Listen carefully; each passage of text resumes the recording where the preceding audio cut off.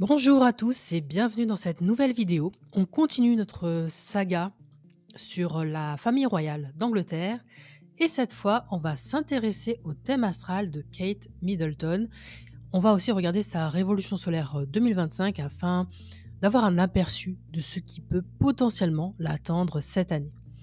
Si ça vous intéresse, c'est parti. Alors, Kate Middleton, elle est Capricorne, ascendant Lion, avec une lune en Cancer. On va commencer par regarder son ascendant. Donc, elle a un ascendant Lion, comme Charles, ce qui donne tout de suite une première indication sur sa personnalité. L'ascendant Lion, c'est la signature de quelqu'un qui rayonne, qui assume sa présence, qui peut être charismatique et qui est naturellement amené à être vu, admiré, voire mis sur un piédestal. Il peut y avoir, quand on a un ascendant Lion, une dimension théâtrale, royale, ou du moins une posture noble et soignée dans la manière dont on se présente au monde. Et du coup, on se dit que cet ascendant correspond parfaitement à Kate Middleton, qui finalement fait partie de la royauté britannique. Pour avoir un peu plus d'indications sur son ascendant, on va aller regarder le maître d'ascendant, qui du coup se trouve être le soleil en Capricorne. Quand on regarde ce soleil, on voit qu'il est dans la maison 6. Donc, pour rappel, je travaille moi en signe entier. Donc, il est dans la maison 6 en conjonction au nœud sud. Et on peut comprendre ici que le rayonnement personnel de Kate n'est pas centré sur le fait de se mettre en avant, la recherche de gloire personnelle, comme on pourrait l'attendre de l'archétype du lion, mais plutôt centré sur une éthique de service, de travail, de devoir. Le soleil en Capricorne, ça confère une ambition contrôlée, stratégique, une rigueur dans la conduite de sa vie et un grand respect des structures et des règles. Placé en maison 6, le soleil montre que cette ambition, elle passe par un engagement quotidien concret, parfois discret, un soutien, mais que ça reste quand même exigeant. C'est le signe d'une personne qui rayonne par le dévouement, la fiabilité, la constance, plutôt que par des coups d'éclat. Il est possible qu'avec ces placements, Kate ne cherche pas à briller, mais plutôt à remplir un rôle avec excellence. Et la conjonction au nœud sud, ça indique aussi que cette posture du devoir, cette maîtrise, ce contrôle de soi, ce sont des compétences déjà acquises, innées, c'est naturel pour elle. Il peut y avoir une tendance à se perdre peut-être dans l'excès de perfectionnisme, de rigueur, de responsabilité. Elle porte probablement un bagage karmique aussi lié à la notion de service, de sacrifice personnel pour un ordre plus grand. Juste en face du soleil, on retrouve la lune en Cancer. D'ailleurs, c'est le même placement que William. La lune, elle se trouve dans son propre signe, donc en Cancer, en maison 12 et en conjonction au nœud nord. Ce qu'on peut remarquer, ça je vous en ai parlé dans les autres thèmes des personnalités de la famille royale d'Angleterre, c'est que ce que je remarque, bon, ils sont pas du même sang, mais Harry, William et Kate ont quand même tendance à avoir des lunes bien placées dans le sens où elles sont soit en domicile, soit exaltées. William, par exemple, il a une lune en Cancer et Harry, il a une lune en Taureau, là où elle va être exaltée. Donc j'en reviens à cette conjonction lune-nœud nord. C'est ici que réside une clé d'évolution majeure pour Kate Middleton. La lune en Cancer en maison 12, ça évoque une hypersensibilité, une intimité émotionnelle très forte, souvent dissimulée sous une grande réserve. Un peu comme William, et un peu comme beaucoup des membres de la famille d'Angleterre, il va y avoir la façade et il va y avoir ce qu'ils ressentent vraiment derrière. La maison 12, c'est la maison des choses cachées, du monde intérieur, des émotions secrètes, des élans spirituels, des voyages intérieurs, de la créativité. C'est aussi un lieu de compassion, de connexion à quelque chose de plus grand que soi. La conjonction au nœud nord, ça suggère que Kate Middleton, elle est appelée, au fil de sa vie, à s'autoriser à ressentir, à exprimer ses besoins émotionnels, à cultiver la douceur, à explorer sa vie intérieure, sa vulnérabilité. Il s'agit d'un parcours vers davantage de réceptivité et d'authenticité émotionnelle, loin du contrôle et du devoir rigide imposé par le soleil en Capricorne. Avec ce placement, on peut aussi imaginer qu'elle était destinée à être mère. à être mère d'enfants, mais si on va un peu plus loin, est-ce qu'on peut parler aussi éventuellement de mère d'une patrie et donc reine? Avec ce placement, cette conjonction nœud nord, lune en Cancer, on peut aussi imaginer que, entre gros guillemets, hein, dans les grandes lignes, son rôle c'était, de donner naissance, à des héritiers qui vont, continuer une tradition. Ensuite, l'opposition entre le Soleil, qui est le maître de l'ascendant en Capricorne en maison 6, et la Lune en Cancer en maison 12, ça met aussi en lumière une tension majeure du thème, le conflit entre le devoir et ce qu'on ressent, entre le contrôle et la spontanéité émotionnelle, entre l'image parfaite et les fragilités intérieures. C'est le dilemme de celle qui doit tout incarner, rigueur, loyauté, exemplarité, tout en apprenant à s'honorer elle-même dans son monde intime, sensible et spirituel. Donc là, on sent quand même un gros poids sur, les épaules, de Kate, un grand professionnalisme aussi et potentiellement une tendance à en faire, plus que ce qu'elle peut faire en réalité pour aider les autres. Et la solution de cette opposition, c'est ce Chiron en Taureau en maison 10. Chiron, c'est la blessure, mais aussi le chemin de guérison. En Taureau, cette blessure, elle peut toucher à tout ce qui est valeur personnelle, sécurité personnelle, sécurité matérielle. Ça peut toucher au corps, à la sensualité. Et en maison 10, ça se vit sous le regard du public, dans un rôle social potentiellement. Donc on peut imaginer que Kate se pose la question de sa légitimité professionnelle ou qu'elle se demande si elle est à la hauteur des responsabilités qu'on lui demande, de ce qu'on attend d'elle. Ça indique que la guérison passe par l'acceptation de sa propre valeur, par l'acceptation de son droit d'exister avec ses besoins, ses limites, son rythme, même dans un cadre très institutionnel et structuré. En ayant une présence rassurante, simple, enracinée dans des valeurs authentiques, Kate Middleton peut non seulement trouver un apaisement personnel, mais aussi inspirer les autres. Elle montre qu'on peut être une figure publique d'envergure tout en étant connecté à la douceur, à la terre, à des besoins terrestres, à des besoins basiques, à quelque chose de stable.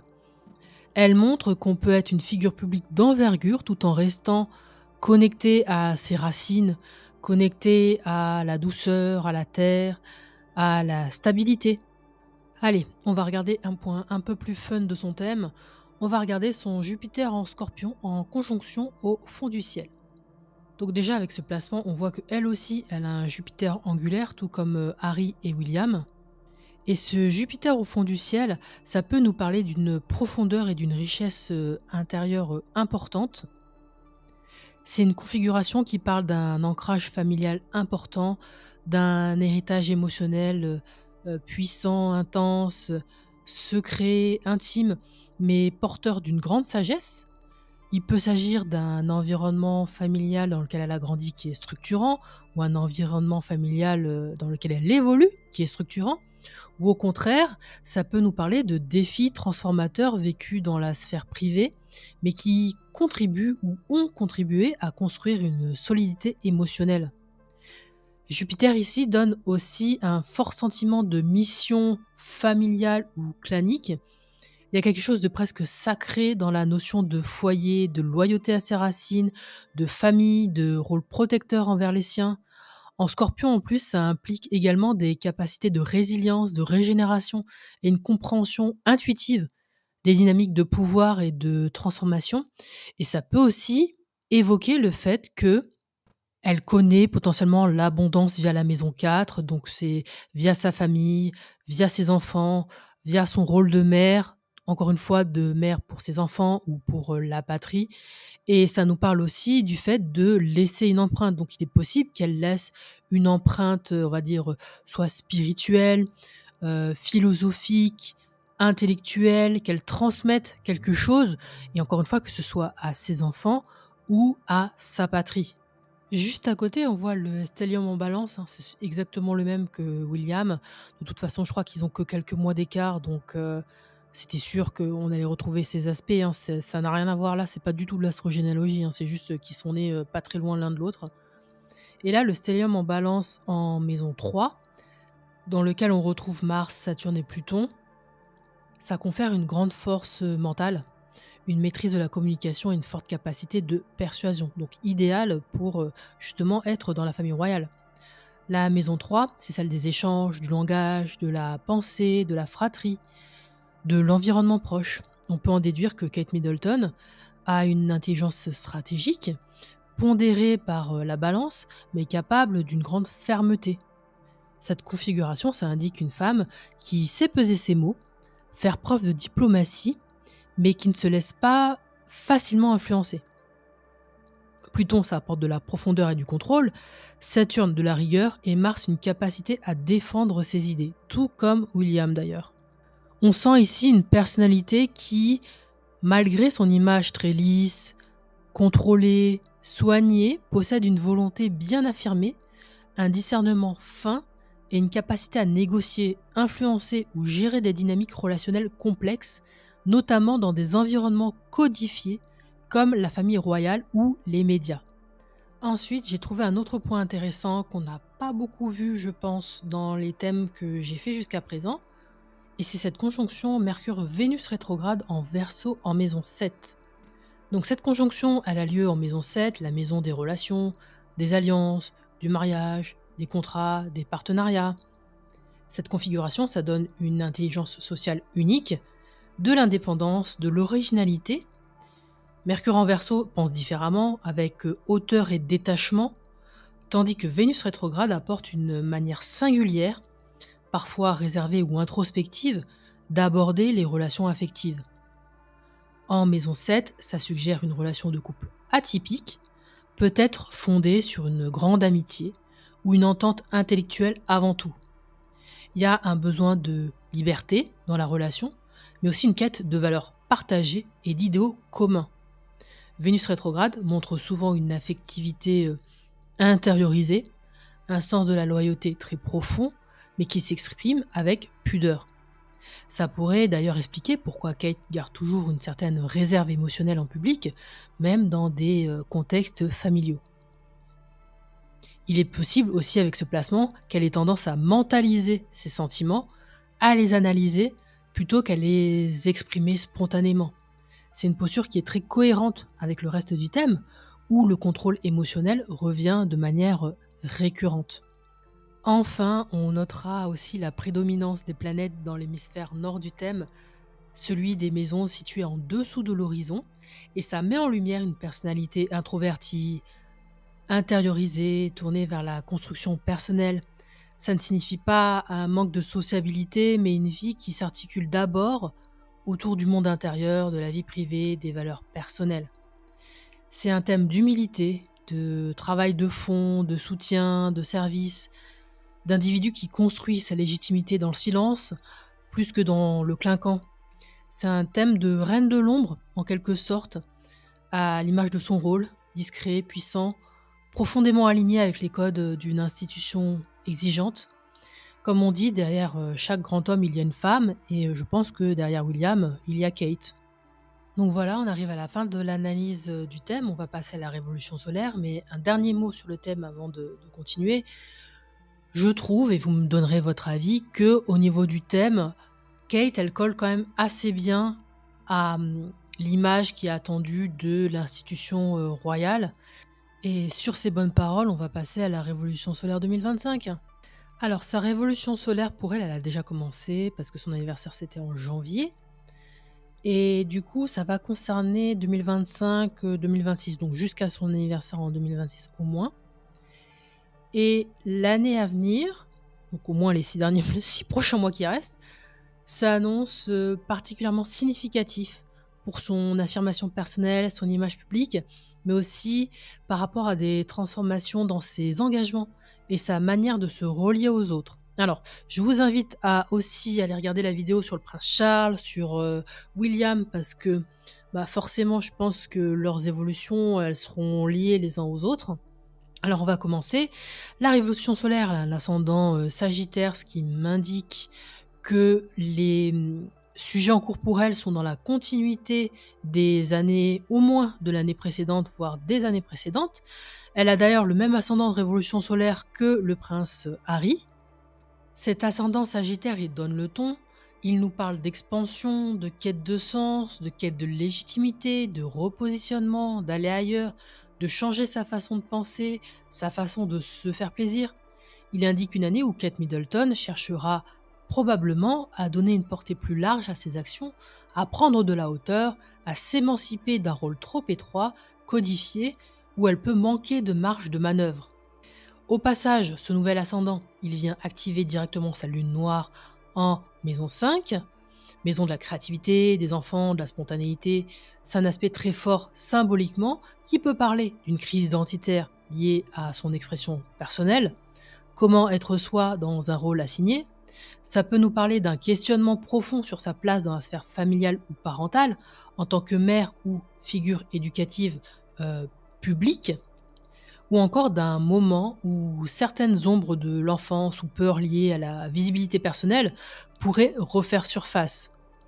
Enfin, ça peut aussi nous parler de comment apporter plus de bien-être dans sa vie, surtout quand on se souvient que l'année dernière, elle a quand même annoncé sa maladie.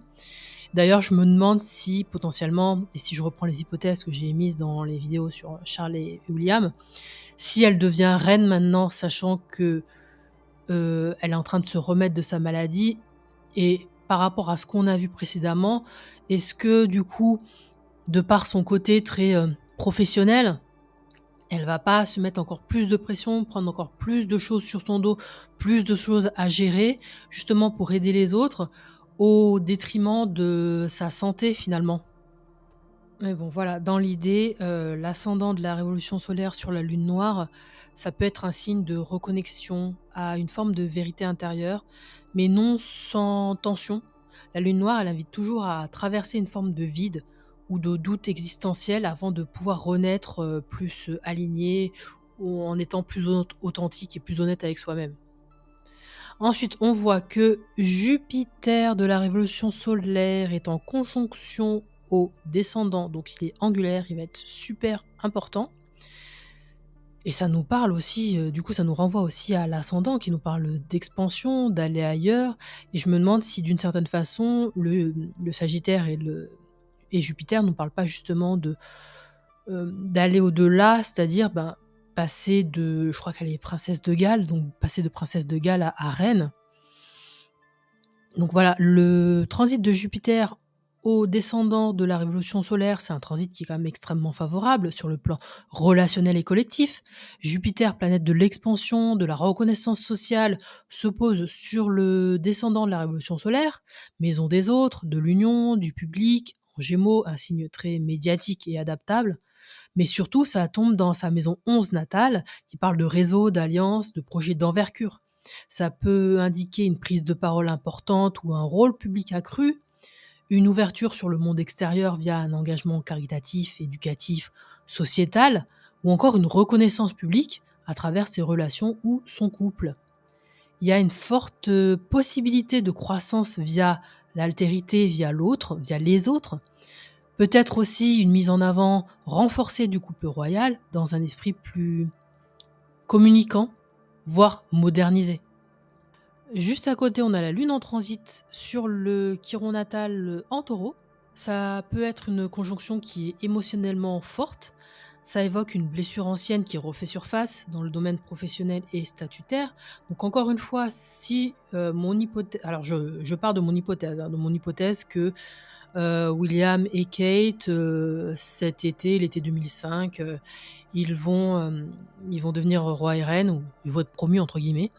Si je pars de cette hypothèse, justement, le fait qu'elle soit mise sur le devant de la scène, ça va venir réactiver cette blessure autour de sa responsabilité familiale, de son statut social, de sa légitimité sociale, professionnelle, donc tous ces doutes qu'elle peut avoir par rapport à son rôle et à la place qu'elle joue justement dans la famille royale.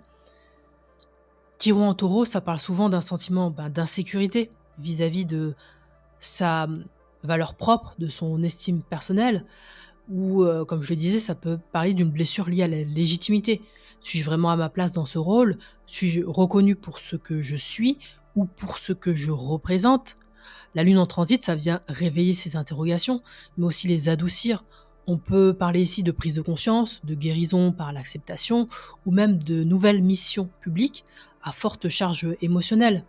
Par exemple, un projet tourné vers la santé mentale, vers les femmes ou vers la transmission.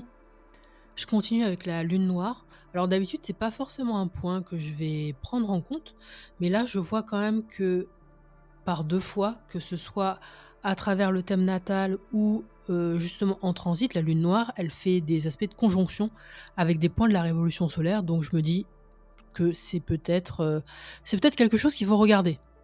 Et là, justement, on a aussi la lune noire en transit qui est en balance, enfin, elle était en balance au moment de l'anniversaire de Kate Middleton, qui se retrouve en conjonction à Saturne.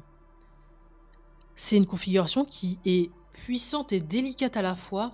La lune noire en maison 10 de la révolution solaire en conjonction au Saturne natal, ça peut pointer une année karmique sur le plan du rôle social, de la réputation et de la communication institutionnelle. Saturne en balance, ça symbolise chez elle un devoir relationnel, une manière stricte et élégante d'interagir avec autrui, souvent en retenant beaucoup d'elle-même pour respecter les formes. La lune noire, elle vient ici ébranler ce socle, créant un face-à-face avec ce qui ne peut plus être contenu ou contrôlé. C'est un moment de grande lucidité sur les limites d'un rôle, d'une posture ou d'un discours, et potentiellement d'un repositionnement stratégique. Il peut aussi y avoir un temps de retrait médiatique ou un retrait intérieur pour faire le point. On voit juste à côté que le milieu du ciel de la révolution solaire est en conjonction au Mars natal, toujours en balance en maison 3 natale. Donc ça va mettre clairement l'accent sur l'action publique, la combativité, la volonté d'agir en son propre nom. Mars en balance reste diplomate, mais c'est un Mars tout de même. Il se bat, il agit, il revendique, il défend. Ce contact, ça suggère une affirmation plus nette dans l'espace public via une prise de parole, une décision stratégique, un positionnement personnel. Ça peut être un moment clé où elle sort de l'image convenue pour exprimer une volonté, une opinion, un choix plus audacieux et qui sort les sentiers battus. Enfin, ce qu'on peut noter, c'est que à partir du moment où Saturne sera définitivement en Bélier, elle va connaître son opposition de Saturne. C'est un moment de maturation. Cette opposition, c'est souvent appelé le retour miroir. Ça marque un temps de bilan entre les efforts passés et les responsabilités à venir. Ça peut se traduire par un test d'endurance morale ou psychologique, une remise en question de la façon dont elle porte ses responsabilités relationnelles ou ses responsabilités professionnelles, ou une nécessité d'adapter sa posture sociale face à de nouvelles contraintes. C'est une année charnière et même ça va être une période charnière pendant tout le transit de Saturne en bélier pour Kate Middleton. Il faut compter 3 ans, donc jusqu'en 2029. Et cette période, c'est une période où la sagesse qu'elle a acquise va être mise à l'épreuve et où les structures doivent parfois se redéfinir pour préparer la suite. En résumé, la révolution solaire 2025 de Kate Middleton, elle est tout sauf anodine, hein. Elle s'inscrit dans une phase de mutation intérieure et extérieure. C'est une année de réalignement où sa posture publique, son rôle dans le couple royal ou sa propre quête de sens vont converger. C'est une année de choix, une année pour affirmer une parole, se délester d'un poids symbolique ou faire naître une nouvelle version d'elle-même. Cette année, il peut y avoir des questions autour de sa santé, surtout si elle doit prendre un nouveau rôle, ce qui est fort probable si on regarde les thèmes de William et de Charles, mais c'est mes propres suppositions en voyant les thèmes. C'est un petit peu, entre guillemets, le côté fun, c'est faire des suppositions en fonction de ce qu'on voit. Mais ça peut se concrétiser différemment. Ça peut se concrétiser de façon dont on imagine, qu'on n'imagine même pas. Si ça se trouve, Kate va nous annoncer qu'elle veut plus faire partie de la famille royale parce que, je sais pas, par exemple, peut-être qu'elle peut plus niveau santé, ou peut-être qu'elle a besoin d'un agencement spécial de son emploi du temps. Voilà, tout est possible et Je peux simplement faire des suppositions à partir de ce que je sais, à partir du moment où je filme cette vidéo, c'est-à-dire le 15 mai 2025. De votre côté, n'hésitez pas à partager vos propres pronostics, vos propres, suppositions et comme ça, on verra bien en 2026 ce qui s'est réalisé et comment ça s'est concrétisé et on verra si, certains d'entre vous ont, des talents, prédictifs peut-être. Voilà, c'est la fin de cette vidéo. Merci d'être resté jusqu'au bout. N'hésitez pas à liker, partager, commenter, et à vous abonner si vous voulez d'autres vidéos analyses de thèmes. Vous pouvez suggérer des noms, je regarderai avec plaisir et puis, à bientôt!